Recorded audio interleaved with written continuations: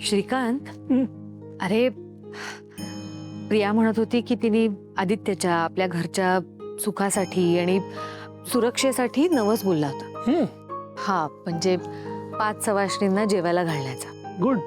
तर मी म्हणाले की आज नाहीतरी मार्गशीर्षातला गुरुवार आहे आणि आपण पूजा सुद्धा घालतोय, तर आजच 5 सवाष्णींना जेवायला बोलव. चांगलंच आहे की.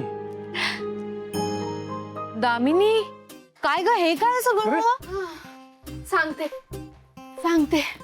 दिशा दिशा,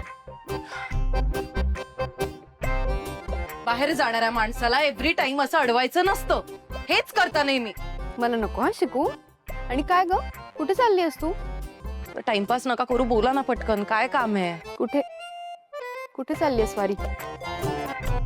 बाहेर चाललीये, माझं एक काम आहे. नाही जायचं कुठे? का? का म्हणजे काय? अगं आज आपल्या घरी पूजा आहे ना. कसली पूजा? मार्गशीर्ष महिन्यातली गुरुवारची पूजा आहे. ओके, मग मी काय करू?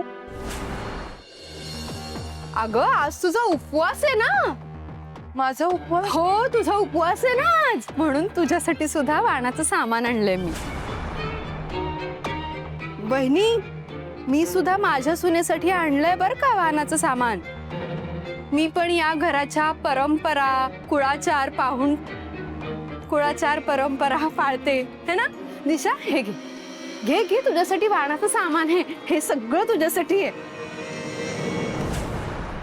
थांब, हे पण घे.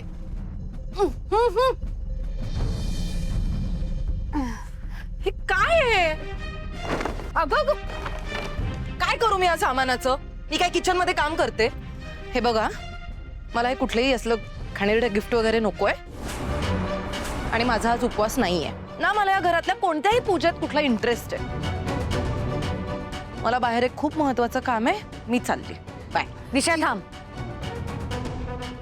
हे बघ, तुला उपवास नसेल करायचा तर नको करूस, पण आज प्रियानी 5 सवाष्णींना घरी जेवायला बोलवलंय, त्यासाठी तुला थांबावंच लागेल. अरे यार. सावित्री, सावित्री, आजच्या जेवणाची तयारी झाली आहे ना? हे बघ, आज आपल्या घरून सगळ्या सवाष्णी समाधानाने जेवून बाहेर पडल्या पाहिजेत. काही कमी पडता कामा नये त्यांच्यासाठी. हो मॅडम. प्रिया गेली कुठे पण? अरे ती देवघरात पूजा करते. पूजा चालू आहे अजून? हो. सावित्री, नीट लावून घे हा पाठ. हो हो. हा. काय राहिलं का? हो हो हो हो. सगळं सामान वेळेत प्रिया? पोहोचलं पाहिजे. सगळ्या सवाष्णींना फोन करून बोलवलंयस ना? म्हणजे कोणी राहिलं नाही ना? एकदा चेक करून घे. नाही नाही आई, सगळ्यांना फोन करून बोलवलंय, येतीलच इतक्यात. ठीक आहे. अहिले मॅडम, सवाष्णी बायका आले. ठीक आहे.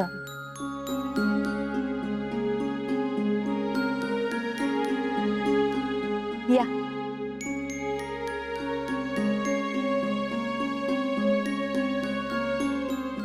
नमस्कार. प्रिया, ह्या तर 4च सवाष्ण बायका आहेत. तू 5 बोलवल्या होत्यास ना? 5वी सवाष्ण कुठे आहे? ती बघा आलीच.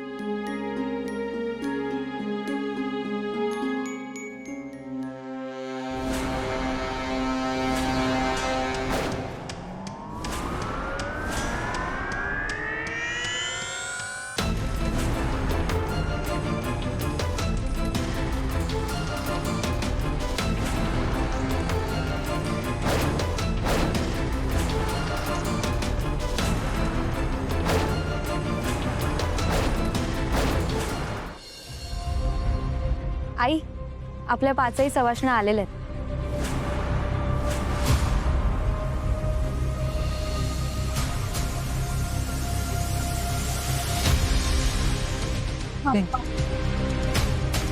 बाबा, काय काय काय झालं काय? वारूला वाढण्याला तयार झालात नाही? नाही म्हणजे मी आईला खूप समजायचा प्रयत्न केला, पण ते तयारच होत नाही रे. म्हणजे पारूला वाणाचं सामान द्यायला नकारच दिला तिने. म्हणजे मी खूप समजावण्याचा प्रयत्न केला, पण ते ऐकायलाच तयार नाहीये. नाही नाही नाही बाबा, असं चालणार नाहीये. आपल्याला ह्यातून काहीतरी मार्ग काढावाच लागणार आहे. प्रिया, तू या घरची सून आहेस त्यामुळे ह्याच्यातून मार्ग कसा काढायचा हे आता तूच ठरव. बाबा हो यात मी काय करू शकणार आहे? एक मिनिट प्रिया. उद्या पारूला मान सन्मानाने तूच घरी आणायचंयस. मी काय काय बोलताय तुम्ही? मी सांगतो. ये. चल चल चल चल. चल. सगळं व्यवस्थित होऊ दे म्हणजे झालं. चला.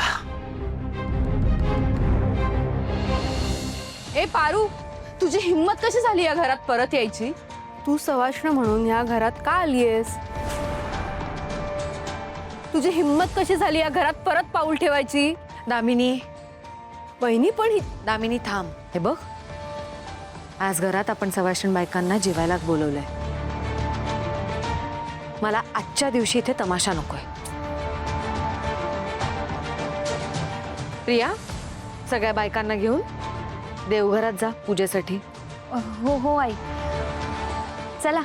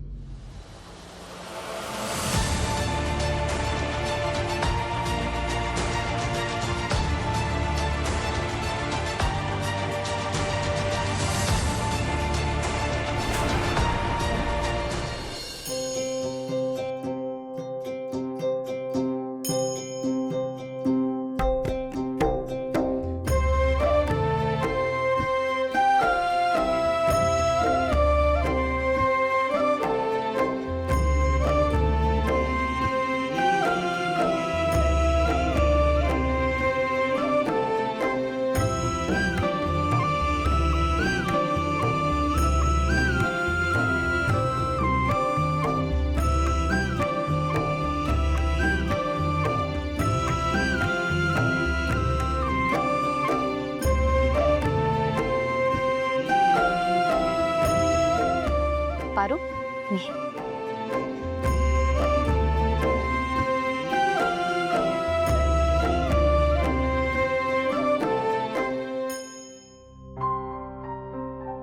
बसा. ये पारू.